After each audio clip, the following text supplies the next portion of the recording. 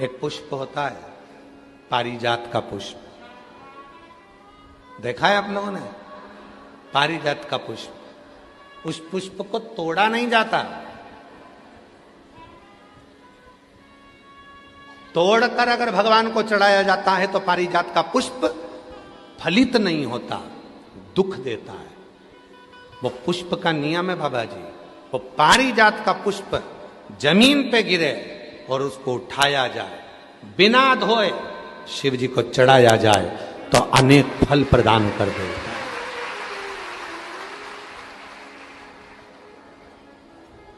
बिना धोए।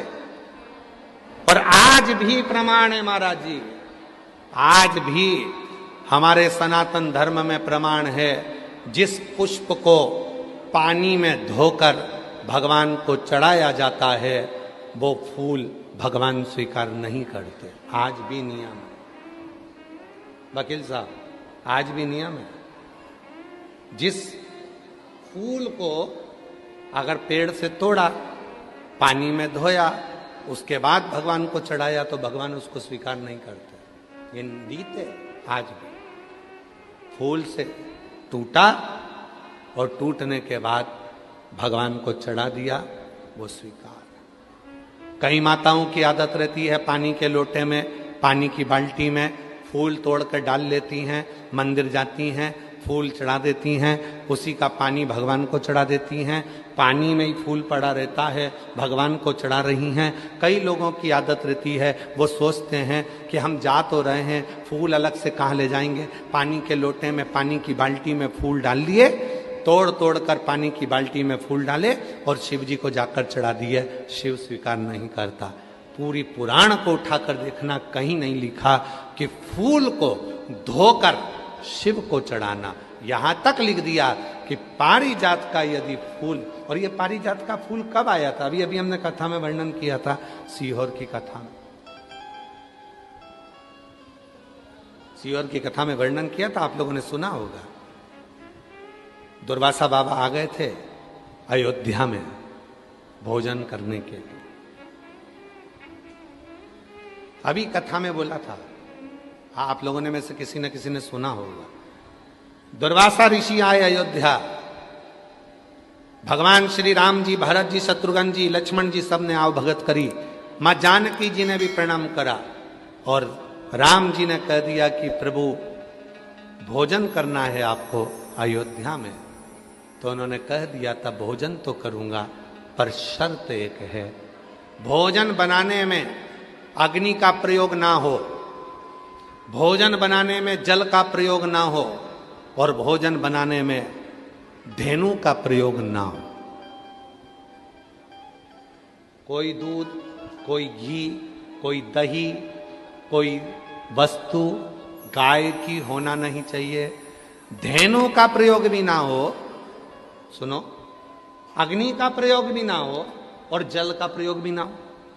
अब हम चतुर्वेदी जी और अंबाला वाले आप दोनों की धर्म पत्नियों से कह दें कि बिना अग्नि का भोजन बनाना, बिना पानी का भोजन बनाना और बिना धेनु का भोजन बनाना बन सकता है? तो जीजी बोलेगी कि नहीं बन सकता। बेटी बनेगा ही नहीं। आप में से कितने लोग हैं जो बिना पानी का भोजन बना सकते हैं, बिना अग्नि का भोजन बना सकते हैं, बिना धेनु का भोजन बना सकते हैं, बिना घी तेल का?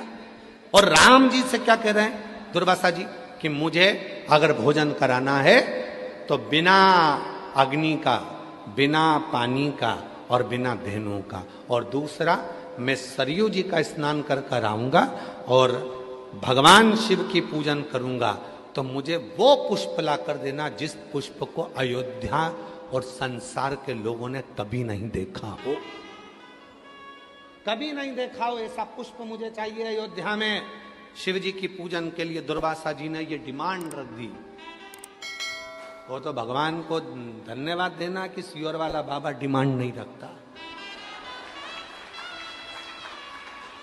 दुर्वासा जी ने डिमांड रखी कि अग्नि में बना हुआ भोजन नहीं चाहिए, पानी से बना हुआ भोजन नहीं चाहिए, धेनु से निर्मित भोजन नहीं चाहिए और वो फूल शिव जी की पूजन में चाहिए जो पूरी दुनिया ने ना देखा हो, पृथ्वी पर किसी ने नहीं देखा, वो फूल चाहिए, वो पुष्प।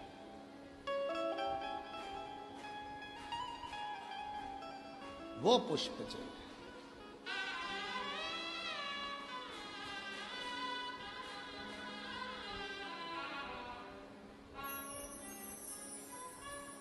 बहुत अच्छा है जो सीहोर वाला बाबा ज्यादा डिमांड नहीं रखता। ये जितने लोग सोशल मीडिया पे बोलते हैं ना कि बाबा इतनी डिमांड, बाबा इतनी डिमांड, तो ये तो छोटी मोटी है। भारी डिमांड होना चाहिए, हल्के फुल्के थोड़ी ना है। विश्वनाथ जी के बेटे हैं, शिव के पुत्र हैं, कोई छोटे मोटे। अब राम जी चिंता में पड़ गए।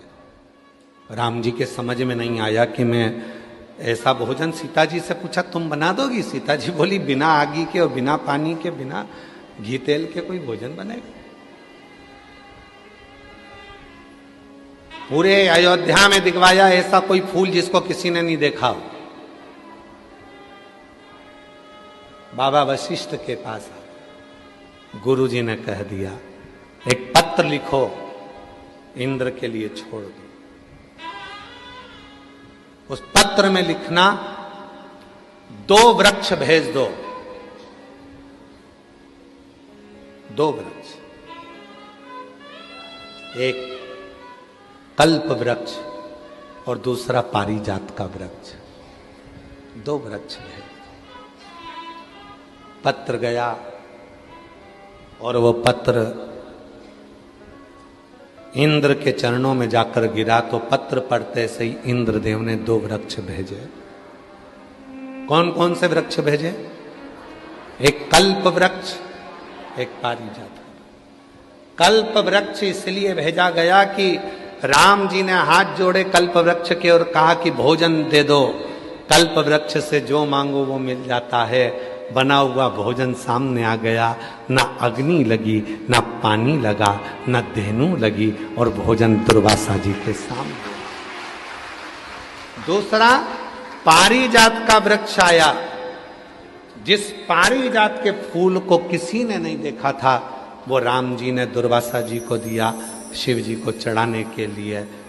और वो फूल जो जमीन पर पड़े थे वो राम जी बीन कर दुर्वासा जी को दिए थे, शिव ने स्वीकार किए थे। शंकर भगवान उसी क्षण राम जी की साक्षी में कहते हैं सुनो राघव, आज भूमि पर पड़ा हुआ ये पुष्प तुम्हारे हाथ का स्पर्श पाकर मेरे पास आया है। आज के बाद संसार का मनुष्य जब पारिजात का फूल मुझे देगा तो वो तोड़ कर देगा तो फल नहीं मिलेगा, पर भूमि पर पड़ा हुआ देगा तो मैं राम के रूप में उसको स्वीकार करूंगा। राम जी के हाथ के पुष्प के बराबर पुष्प पारिजात का भूमि पर पड़ा हुआ पुष्प हो जाता है।